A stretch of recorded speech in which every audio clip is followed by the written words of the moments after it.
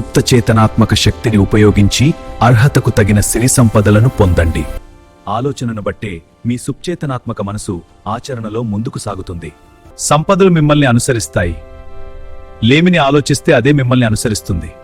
మీరు పేదరికపు భావాల గురించి ఆలోచిస్తే ఇప్పుడు మీరు ఎంత ధనికులైనా సరే పేదవారుగా మారతారు. మీ జీవితంలో అత్యుత్తమదే జరుగుతుందని ఎదురు చూస్తూ సంతోషంగా జీవించండి. ఎవరైతే ఈ అనంత శక్తిలోని సంపదలపై తమ హక్కును ధైర్యంగా ప్రకటించగలుగుతారో వారు వాటిని తప్పక పొందగలుగుతారు.